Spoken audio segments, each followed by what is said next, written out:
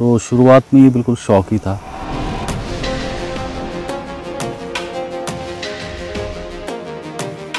अब शौक से बहुत ऊपर चले गया। अब जो है वो एक समाज सेवा के तौर पे मैं इस काम को करता हूँ।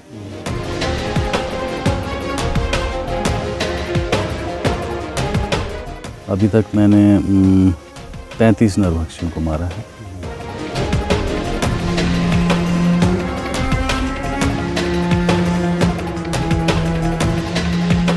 तो यहाँ पे रोज का रोज बाघ आ रहा है। मेरी 3 गायें मार दी।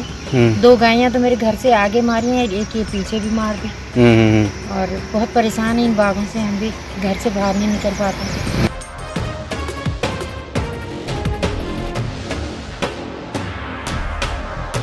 ये सिलसिला ऐसे शुरू हुआ कि टिहरी गढ़वाल में बड़ियारगढ़ जो पट्टी है, वहाँ पे एक गुलदार ने, नरभक्षी गुलदार ने 11 लोगों की जान ले ली।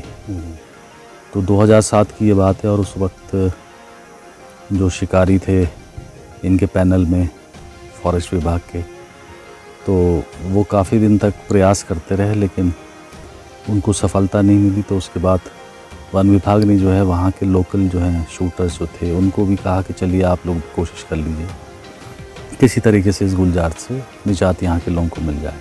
तो शुरुआत में ये बिल्कुल शौक ही था।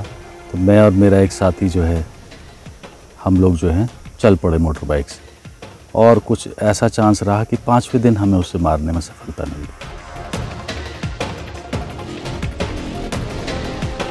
वो काम करने के बाद उसके बाद उसी पट्टी में कहीं और लग गया, फिर आपके देवप्रयाग में लग गया। तो वो धीरे धीरे जो है वो सिलसिला शुरू हो गया।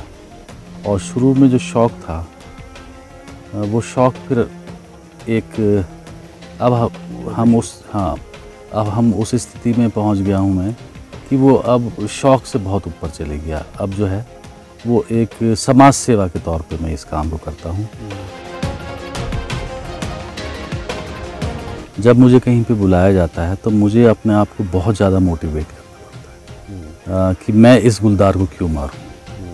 और मैं चल भी पड़ता हूं, लेकिन उसके बाद में जब मैं वहाँ जाके जानकारी हासिल करता हूँ, उन परिवारों से मिलता हूँ और उनकी कहानियाँ सुनता हूँ, तब मेरे अंदर का जो एक शिकारी को मैं जगाता हूँ। क्योंकि देखिए किसी का जान लेना जो है बहुत अच्छा नहीं लगता, और उसको मारना जो है एक मजबूरी है।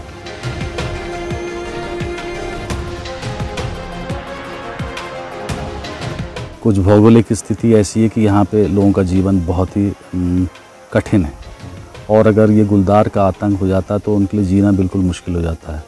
क्योंकि अगर आदमी जंगल में रहे, पहाड़ के गांव में रहे, अगर वो खेती ना करे, वो जानवर नहीं पालेगा, तो फिर वो करेगा क्या, वो रहेगा क्यों गाँव। तो ये है कि गुलदार को, जो भी नरभक्षी होता है, उसको तुरंत वहाँ से हटाना या आखिरी विकल्प के रूप में उसको मारा जाए। लोग ये क्रिटिसाइज़ करते हैं कि साहब आप इनको क्यों आप इनको मारिए नहीं, आप इनको बचाइए।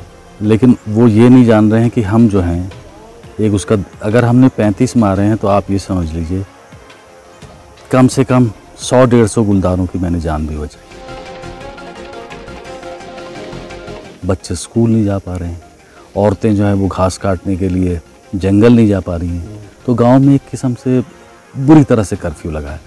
लेकिन आप जैसे ही गुलदार को, नरभक्षी को मारते हैं, नरभक्षी जैसे ही वहाँ से हटता है तो एक ज़िंदगी सामान्य हो जाती है। तो वो चीज़ मुझे मोटिवेट करती है कि मैं उनकी एक सामान्य ज़िंदगी जीने में उनकी कुछ मदद कर सकूँ।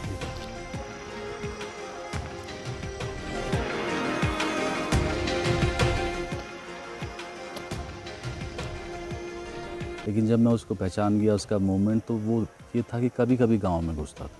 तो मैंने उसका एक रास्ता देख लिया कि वो इस रास्ते से घुसता है। तो मैंने एक आदमी से ये परमिशन मांगी कि ये तुम्हारे घर के पीछे की गली से जो है रात को गुजरता है 10 बजे के बाद, तो मैं यहाँ बैठ के इसको जो है मारने की कोशिश करूँगा।